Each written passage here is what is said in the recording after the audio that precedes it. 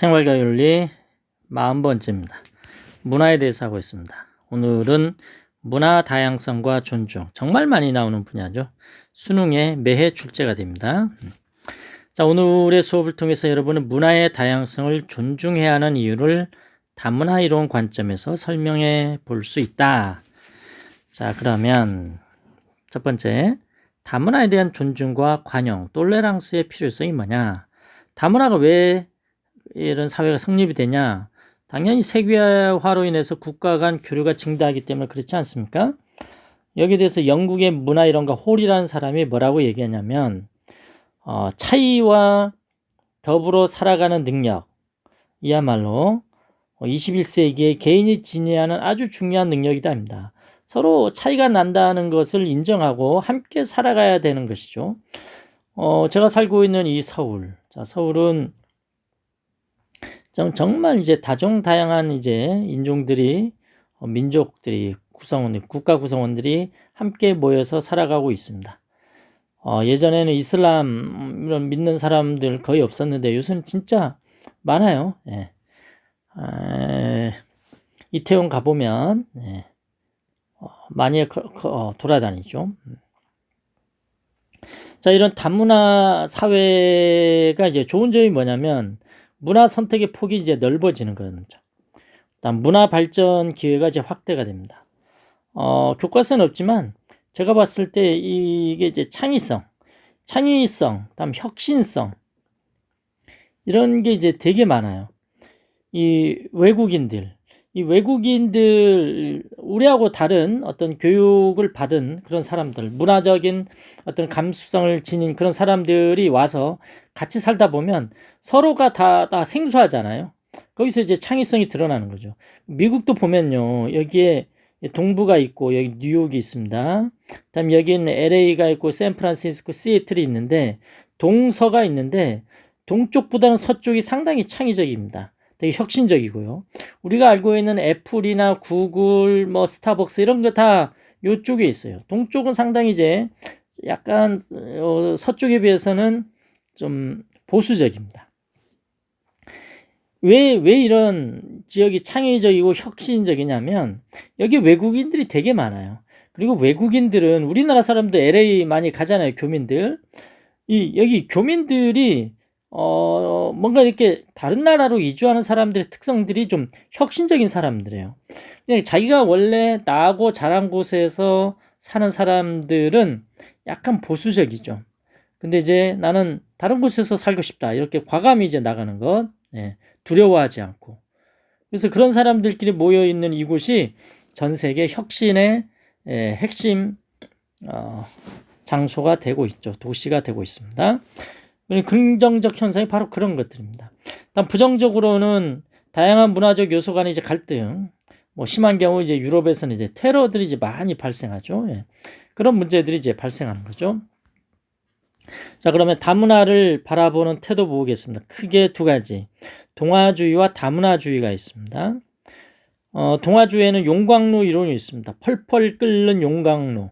자, 이주민의 문화와 같은 그런 소수 문화를 주류 문화에 적응시키고 통합하려는 입장입니다. 그러니까 용광로에 이주민의 문화를 다 섞어버리는 겁니다. 그래서 다 녹여버려.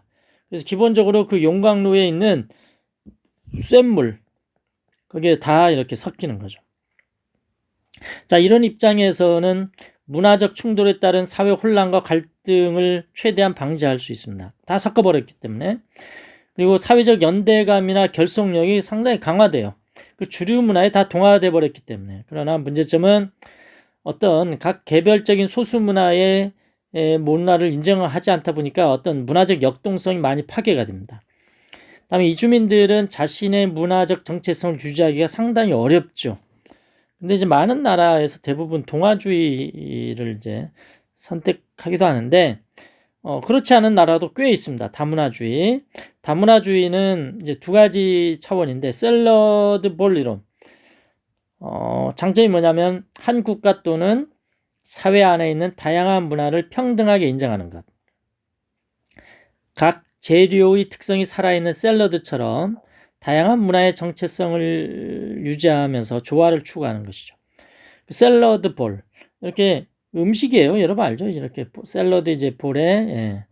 여기다가 막 여러 가지 야채들, 과일들 집어넣어서 샐러드 해 먹잖아요.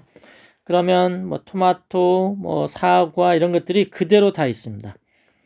자, 이런 것처럼 어떤 여러 가지 여러 문화가 다양한 문화가 각각 자기만의 정체성을 유지하면서 서로 조화를 추구할 수 있는 게 샐러드 볼 이론입니다.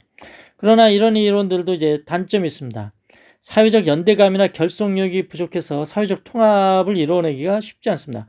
각자 사는 거니까. 용광로 이론은 대신에 이런 단점이 이제 장점으로 되어 가는 거죠. 자, 마지막 국수 대접 이론이 있습니다. 이제 국수에 보면 국수와 이제 국물이 있는데 얘네들이 이제 주류 문화가 되는 거고요. 이제 고명을 살짝 넣잖아요. 그건 이주민의 문화를 이제 고명으로 보는 거죠.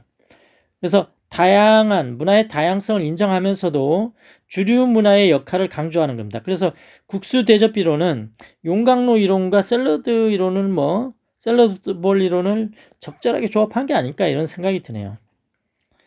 자, 이런 국수 대접 이론의 장점은 뭐냐? 다른 문화에 대한 존중과 관용을 통해서 문화적 다양성을 실현합니다. 그러나 단점은 주류 문화를 그래도 우위에 두기 때문에 샐러드 볼 이론에 비해 이주문의 문화적 다양성을 덜 받아들이는 그런 문제점은 있습니다. 자, 이 세 가지 이거요. 이제 출제 많이 돼요. 출제 많이 됩니다. 그리고 생활과 윤리만이 아니고 이제 사회 문화에서도 출제 많이 됩니다. 자, 세 번째, 다문화에 대한 관용의 한계. 관용의 역설이라는 게 있어요. 계속 똘레랑스, 관용을 똘레랑스라고 하잖아요. 무제한적 관용을 해주면 관용 자체를 부정하는 그런 사상들이 있어요. 예를 들면 히틀러 같은 애들은 자기 사상 이외의 모든 것들은 다 억압을 해버리잖아요. 자, 이런 것도 관용합시다. 이게 관용의 역설이죠. 무제한적으로 다 하다 보니까 히틀러 같은 애들이 관용을 받으니까 되게 힘이 세져서 어떻게 됩니까? 관용 자체를 부정하게 됩니다. 이제 이런 애들은 막 또 부정하잖아요. 그래서 사회적 혼란이 발생할 수가 있다. 이게 바로 관용의 역설입니다. 다음 두 번째, 이제 극단적인 윤리 상대주의가 이제 뭐가 문제냐? 자, 보편 윤리를 위배하는 문화도 무조건 우리 인정해야 된다 이런 거죠. 극단적 윤리 상대주의는. 그러면 명예살인이나 노예제도 이런 것도 인정할 수밖에 없습니다. 그럼 상당히 뭔가 이제 찝찝한 느낌이 들잖아요. 그래서 이런 극단적 윤리 상대주의자들이 많아지면 자문화와 타문화에 대한 비판적 성찰이 어렵습니다. 무조건 다 인정해버리니까. 어느 게 어떤 차원에서 그게 우리나라 문화는 좋은데 다른 문화는 나쁘다. 혹은 또 반대로 타 문화는 괜찮은데 우리나라 문화가 좀 안 좋다. 이렇게 비판적 성찰하기가 쉽지가 않습니다. 왜? 각자 다 나름대로 이유가 있겠지 하면서 인정해버리니까. 자, 그러면 우리는 관용을 어느 정도까지 보장해 줄 수 있느냐? 타인의 인권과 자유를 침해하지 않는 범위 내에서 하는 것이죠. 혹은 공공의 사회 질서를 훼손하지 않아야 하는 그런 상황 속에서 관용을 해주는 거죠. 자, 이렇게 해서 오늘의 수업을 정리하도록 합시다. 공부했던 거 이제 다문화 사회 이론, 혹은 관용의 한계 같은 거 이런 거 공부하셨잖아요. 한 줄로 요약하시기 바랍니다. 궁금한 거 질문하면 오늘의 수업 끝입니다.